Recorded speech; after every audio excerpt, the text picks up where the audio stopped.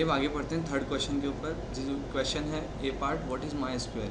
So my SQL क्या है? My SQL is a relational database management system. My SQL एक RDMS है जिसके अंदर हम अपने डाटा को स्टोर कर सकते हैं, एडिट कर सकते हैं और डिस्क्राइब कर सकते हैं। यानी कि my SQL is a RDMS which is relational database management system where we can describe, store and edit our data. ठीक है, एज सिंपल एज दैट। एक नंबर में ये हमेशा जनरली पूछा ही जाता है आपसे। सेकंड क्वेश्चन आता है, चावी is inserting Sharma in the last name column of the EMP table but an error is being displayed, right the correct SQL command. ये बोल रहा है कि चावी एक लड़की है जिसके अंदर वो चाह रही है कि लास्ट नेम में शर्मा आ जाए। लास्ट नेम कॉलम है जिसके अंदर वो शर्मा प्रिंट करना चाहती है और जो टेबल है उसका नाम है EMP, बट उसको एक एरर मिल रहा है। उसने एक कमांड एग्जीक्यूट करी है, बोल रहा है इसके अंदर एरर क्या है। तो हम कमांड पढ़ते हैं, insert into EMP Sharma values last name. गलत ही कर रही है, सही बात है ना भाई। इंसर्ट कर रही है वो EMP के अंदर शर्मा को लास्ट नेम, तो यहाँ पर क्या गलती कर रही है वो, उसको कॉलम का नाम जो है वो यहाँ पर भेजना है और जो वैल्यू पास करनी है उसको यहाँ पर भेजनी है। सो आंसर क्या होगा, insert into EMP, insert into EMP। अब कौन सा कॉलम नाम है, लास्ट नेम, ठीक है। वैल्यूज़, क्या वैल्यू पास करनी है, Sharma. As simple as that, है इजी। तो ये हो गया इसका आंसर। हमेशा ध्यान रखना कि जो हमें कॉलम के अंदर वैल्यू पास करनी है वो पहले आएगा और जो वैल्यू पास करनी है वो आपके कोड्स के अंदर, ब्रैकेट के अंदर बाद में आएंगी। ठीक है, अब हम सी क्वेश्चन पे जाते हैं। Kunal is creating the following table with the name friends, जिसमें फ्रेंड कोड है, नेम है और हॉबीज़ हैं उसकी। Now Kunal wants to delete the hobbies column, write the MySQL command. हमेशा ध्यान रखना है कि कोई भी कॉलम उड़ाना है या कोई भी वैल्यूज उड़ानी है तो हमें कौन सी कमांड लगानी है, अल्टर कमांड। ठीक है, अब उसको क्या करना है, जो हॉबीज़ जो कॉलम उसको डिलीट करना है तो हमें SQL कमांड लिखनी है। तो हम लिखेंगे अल्टर टेबल, टेबल का नाम फ्रेंड्स, अल्टर टेबल फ्रेंड्स। अब हमें डिलीट करना है तो हमें क्या करना पड़ेगा, ड्रॉप, ड्रॉप कॉलम, कॉलम का नाम, कॉलम का नाम है हॉबीज़। ठीक है, alter table friends, drop column, column का नाम। अब आउटपुट क्या आएगा, जो फ्रेंड कोड है और जो नेम है वही रहेगा, हॉबीज़ वाला कॉलम आपका हट जाएगा, मतलब ड्रॉप हो जाएगा, डिलीट हो जाएगा। ठीक है, एज सिंपल एज दैट। एक नंबर का क्वेश्चन, इजी है ना। चलिए आगे चलते हैं। अब ये डी पार्ट है आपका। Mrs. Singh entered the following SQL command to display all the salesperson of the cities Chennai and Mumbai from the table sales। एक टेबल है सेल्स नाम की जिसके अंदर मिसेस सिंह क्या कर रही है कि SQL कमांड से चाहती हैं कि जितने भी सेल्स पर्सन हैं उनकी डिटेल आ जाए जो कि सिटी में है, चेन्नई और मुंबई में। ठीक है, तो ये कमांड डाल रही है, select star from sales where city is Chennai and city Mumbai. भाई साहब गलती कर रही है। एंड का मतलब क्या होता है कि जो दोनों कंडीशन से वो रीच होनी चाहिए। ठीक है, यानी कि ये क्या कर रही हैं, ये ऐसा कर रही हैं कि सिटी चेन्नई में भी वो काम करता हो और वो सिटी मुंबई में भी काम करता हो या फिर बिलोंग करता हो, जो भी है। तो एक जो वो चाहती है कि सारे बंदों का नाम है। ठीक है, तो ऐसा हो नहीं सकता ना। तो हम इसको सही कमांड लिखते हैं, select star from sales where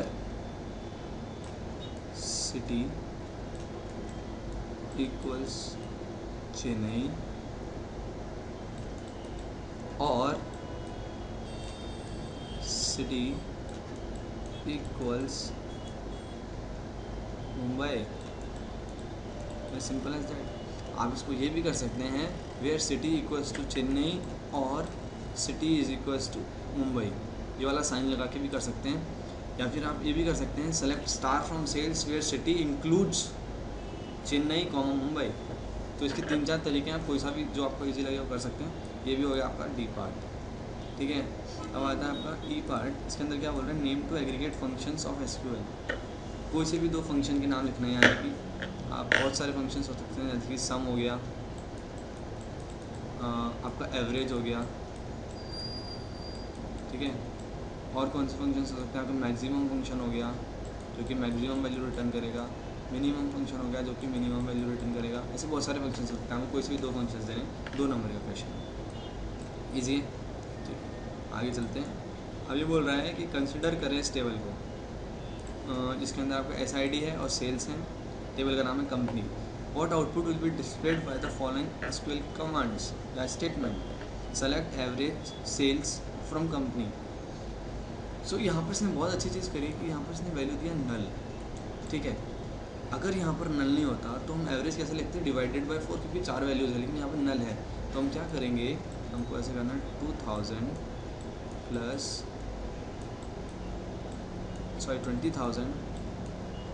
10,000 plus 15,000 divided by 3। यहाँ डिवाइड बाय 4 नहीं आएगा क्योंकि वैल्यू जो है वो नल है, ठीक है। ये बात का ध्यान रखना, यही कंसेप्ट है इसका। तो ये कितना हो गया? 45,000 डिवाइडेड बाय 3, आई होप सही हो। कितना हो गया? 15,000 इसका आंसर हो गया। यानी कि हमें एवरेज वैल्यू निकालनी थी सेल्स की, ठीक है। यहाँ पर इसका आंसर हो गया 15,000। अब आता है given below is the student table,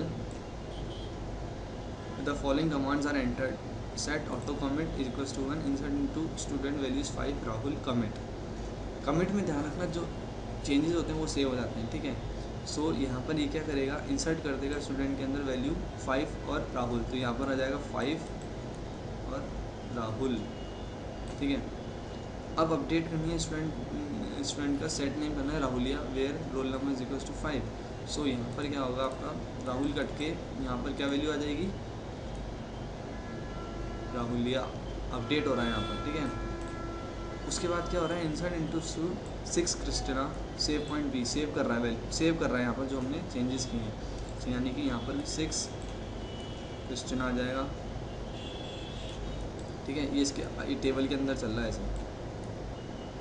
अब insert into student value 7 Fauzia save point C, तो यहाँ पर क्या होगा? वैल्यू जाएगी 7 फौजिया। अब इसने क्या किया है? रोल बैक टू बी कर दिया, यानी कि जो आपका एग्जीक्यूटिंग स्टेटमेंट है वो बी के ऊपर चला जाएगा, यानी कि जो ये वैल्यूज़ होंगी ये आपको नहीं दिखेंगी आउटपुट के अंदर। सो आपका आउटपुट क्या होगा? सिर्फ ये 1, 2, 5 और 6। समझ में आया?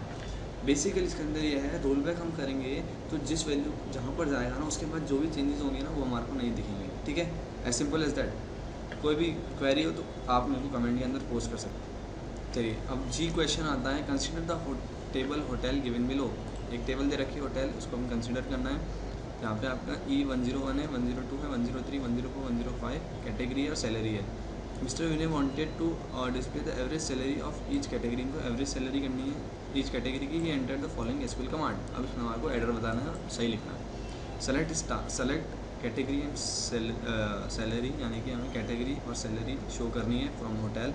होटल एक टेबल है, ग्रुप बाय कैटेगरी में यहाँ पर एवरेज सैलरी करनी है ना, ठीक है। तो यहाँ हमें यहाँ पर जो SQL फंक्शन है वो यूज़ करना पड़ेगा, यानी कि सेलेक्ट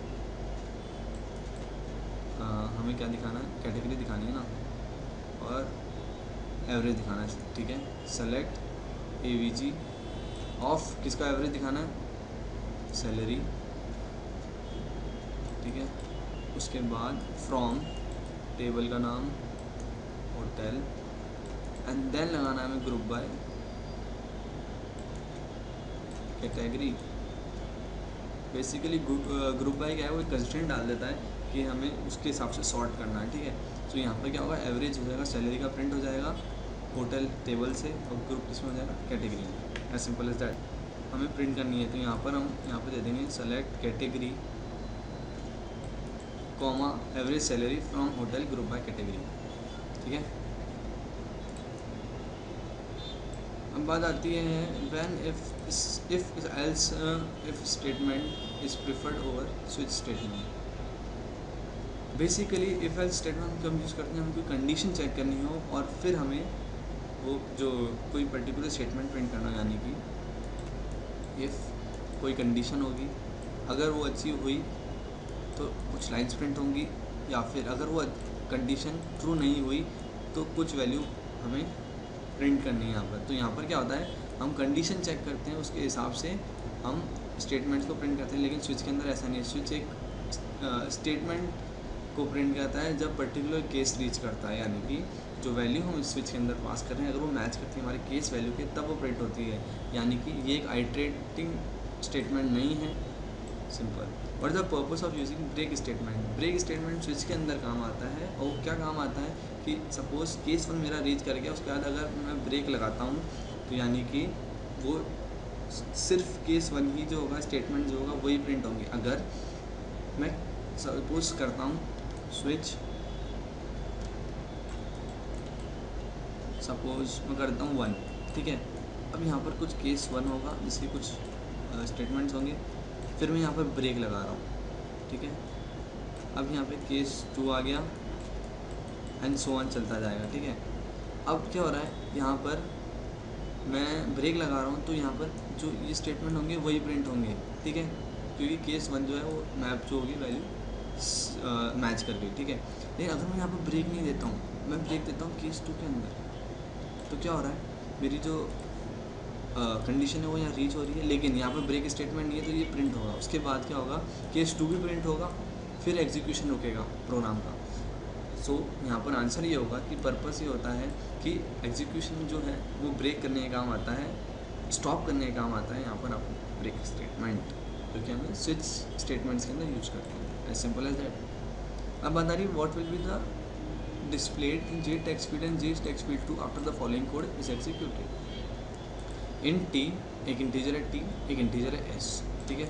अब s का वैल्यू है 2 और t का वैल्यू है 4 स्टार s++ डिवाइडेड बाई 2, और फिर टेक्स्ट फील्ड के अंदर सेट कर रहा है t का वैल्यू s का वैल्यू। तो हमें सबसे पहला कंसेप्ट यहाँ पे पकड़ना है। कंसेप्ट क्या है, अगर मेरा वेरिएबल है कोई s और मैंने दे दिया ++s, तो यानी कि जो s का वैल्यू होगा वो पहले इंक्रीज़ होगा, ठीक है, पहले इंक्रीज़ होगा देन यूज़ होगा। लेकिन अगर मैं s++ दे दूँ तो इसका मतलब होता है मेरी जो s का वैल्यू है पहले यूज़ होगा और फिर इंक्रीमेंट होगा, ठीक है। यहाँ पर ये कंसेप्ट लग रहा है। यहाँ क्या दे रखा है, s का वैल्यू हो गया 2, अब t का वैल्यू हो गया 4 इंटू s++, यानी कि 4 इंटू ये हो गया फर्स्ट यूज़ देन चेंज। तो s का वैल्यू कितना था 2, यानी कि 2 ही रहेगा, अभी चेंज नहीं होगा। इस स्टेटमेंट के बाद s का वैल्यू चेंज हो जाएगा, ये ध्यान रखना है, ठीक है। यानी कि ये हो गया 8 divided by 2 t is equals to 4। अब बात आती है s का वैल्यू क्या होगा। s का वैल्यू यहाँ पर फर्स्ट यूज़ देन चेंज हो गया है, तो s का वैल्यू कितना हो गया 3। यहाँ पर प्रिंट हो जाएगा t का वैल्यू 4 एंड s का वैल्यू 3। यहाँ क्या है 4, यहाँ 3, ठीक है। As simple as that. First use then change, और दूसरा होता है फर्स्ट चेंज देन यूज, ये ध्यान रखना है, ठीक है, ठीक है। बात आती है डी की। Write the contents of the JTextField1, JTextField2, JTextField3 and JTextField4 and the following statements are executed. यहाँ पर इसने क्या लिया है, एक स्ट्रिंग लिया है x, स्ट्रिंग str जावा लिया है इसने, x को क्या किया इसने कॉन्कैट कर दिया। कॉन्कैट का मतलब होता है कॉन्कैटिनेशन, यानी कि अगर मैं एक स्ट्रिंग को और दूसरे स्ट्रिंग को कॉन्कैट करता हूँ तो बेसिकली क्या हो रहा है, दोनों स्ट्रिंग जो है वो जुड़ जा रही है, ठीक है। तो यहाँ पर इसने क्या किया, x के अंदर str को कॉन्कैट कर दिया स्टडी से, एक डबल वेरिएबल लिया, इसका वैल्यू है 4.8765। अब यहाँ पे क्या कर रहा है, ये TextField1 के अंदर सेट कर रहा है x.length। x.length एक फंक्शन है जिसके अंदर वो आपकी जो स्ट्रिंग है उसकी लेंथ पास करता है, ठीक है। यानी कि x.length का मतलब हो गया, पहले x का वैल्यू निकालते हैं हम कितना होगा। x क्या हुआ, जावा स्टडी, क्योंकि स्टडी जो है वो str के साथ कॉन्कैट हो रही है, ठीक है। तो ये आपका x का वैल्यू हुआ। अब इसकी लेंथ कितनी होगी, 1 2 3 4 5 6 7 8 9, यहाँ पे लेंथ हो गई आपकी 9। JTextField1 में सेट हो जाएगा 9, ठीक है। अब आती है JTextField2 में सेट कर रहे हैं x to upper case. x to upper case में क्या होता है, जो भी आपके लेटर्स होंगे वो अपर केस में कन्वर्ट हो जाएंगे, ठीक है। यानी कि आपका आउटपुट आएगा बड़ा आएगा, जावा स्टडी, ठीक है। ये आपका सेकंड आउटपुट हो जाएगा। अब आता है JTextField3.setX x.substr 2 से लेकर के 5। एक बात ध्यान रखना कि हमेशा जावा के अंदर फर्स्ट वैल्यू होती है, यानी कि इसका इंडेक्स होगा 0, आपका होगा 1 2 3 4 ऐसे चलता है, ठीक है। यहाँ पे क्या कह रहा है ये, अपन को सबस्ट्रेट देना है दूसरे इंडेक्स लेकर के 5वें इंडेक्स तक, ठीक है। तो यहाँ पर क्या आ जाएगा आंसर BAS। अब आता है यहाँ पर J text field 4 dot set text math dot round 7.8765। अब राउंड फंक्शन क्या करता है, आपकी वैल्यू होती है उसको राउंड ऑफ कर देता है, यानी कि 7 पॉइंट कितना दे रखा है आपको 7.8765, इसको राउंड ऑफ करूँगा तो 7.87 आएगा, इसको राउंड ऑफ करूँगा 7.9 आएगा, अब इसको राउंड ऑफ करूँगा तो क्या आ जाएगा वैल्यू 8.0 यानी कि 8। आंसर क्या हो जाएगा आपका 8, ठीक है। सो यहाँ पर आपके चारों टेक्स्ट फील्ड्स का जो आउटपुट है वो सेट हो चुका है। फर्स्ट वाले में होगा एक्स डॉट लेंथ, एक्स की लेंथ बतानी है, एक्स हो गया आपका जावा स्टडी, इसकी लेंथ हो गई 9। अपर केस में अपर जो कैप्स लॉक में वैल्यूज प्रिंट होती है, सब STR के अंदर आपको दे देगा कि कहाँ से कहाँ तक आपको प्रिंट करना है। अब मैथ्स डॉट राउंड में आपका राउंड ऑफ जाती है value, as simple as that. So यहाँ पर आपको क्या कर रखा है, एक वाइल लूप दे रखा है, ठीक है। तो यहाँ पर आपको एक फॉर लूप दे रखा है जिसको आपको कन्वर्ट करना है वाइल लूप के अंदर, ठीक है। सबसे पहले हम वाइल लूप के अंदर क्या होता है, यहाँ पर आपका पहले हम वैल्यू इनिशियलाइज करते हैं, int sum equals to 0, I का वैल्यू दे देते हैं इंट